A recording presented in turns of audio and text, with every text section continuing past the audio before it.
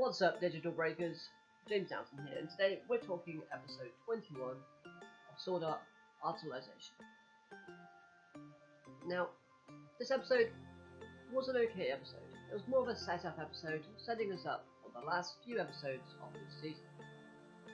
And I'm going to start with the negatives to start with. So, number one, the fight between Eugeo and Kirito. Now, last week, they hyped it up to be this big sort of battle that we thought that someone was going to end up, in a bad state.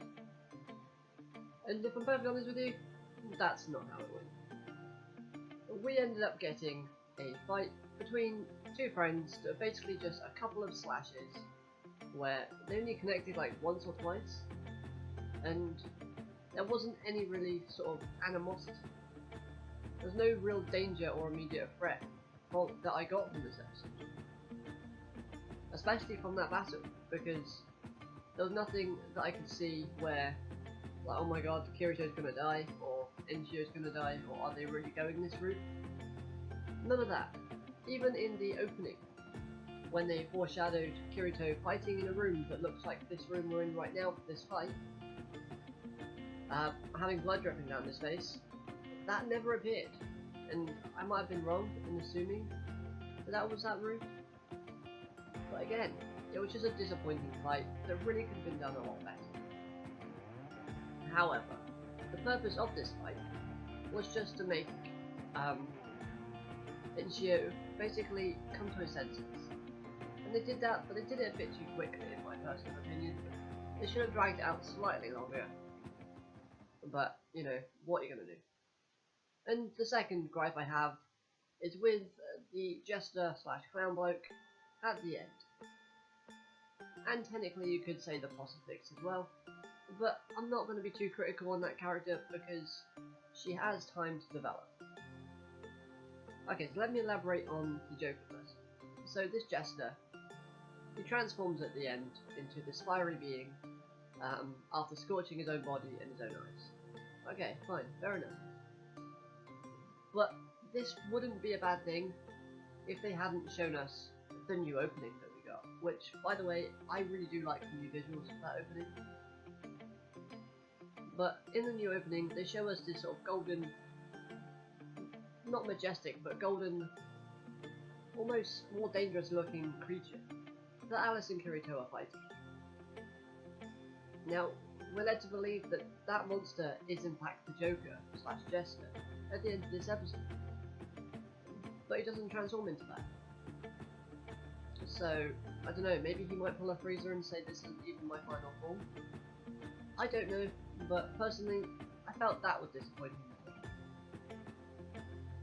Okay, so on to the good parts. So this episode did have a few okay parts, in my opinion, and the reunion between Alice and Eugeo wasn't too bad.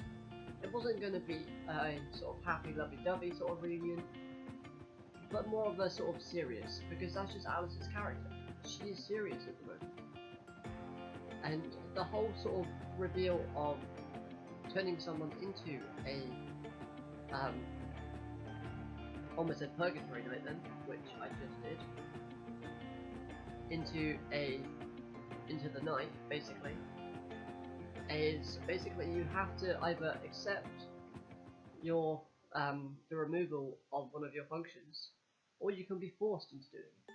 But forcing someone to do it takes a lot of time and effort, and I actually really did enjoy the whole sort of backstory behind Alice getting forced, and basically the Posifix wanting to force Eugeo to basically undergo that transformation / procedure. So that was pretty good. I liked that part. It gave more lore and more history to the actual sort of world that they're in, and that's something this season has been lacking slightly. Okay, so another decent thing that come out this episode for me was actually forgot what happened in the episode.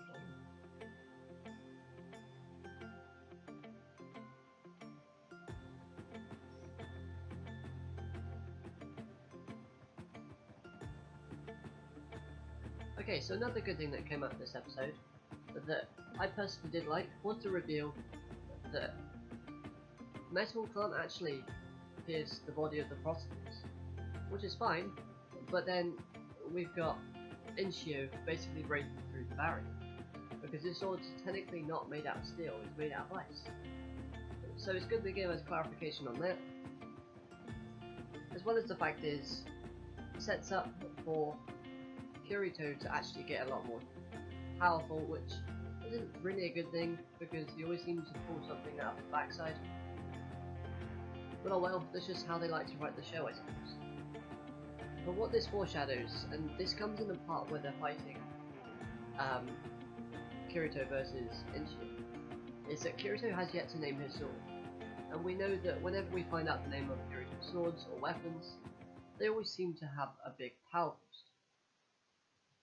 So maybe we'll get the reveal of Kirito's ultimate attack, much like we did with Eugeo when he fought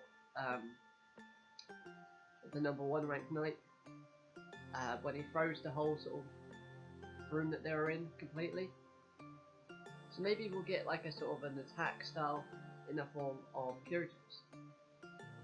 Or maybe his sword would do a Eugeo and just divide into two swords. Because we've had a few hints throughout these episodes stating that Kirito will look good with two swords, and they haven't really delved into that yet. So all in all, this episode gave us a few reveals, a disappointing fight, but set us up for another battle at the end. It told us what the Prosopix is going off and doing, which is researching why Alice is acting the way she is, future references. So I personally thought it was an okay episode. There's nothing to sort of rant and rave about, unless you really looking forward to a fantastic fight and you're disappointed. But as the setup episodes go, it was good. So that's going to do it for this review. Hopefully you've enjoyed. If you have, smash that like button. Subscribe if you're new, so you never miss a video from me. And until next time, don't break anything digital.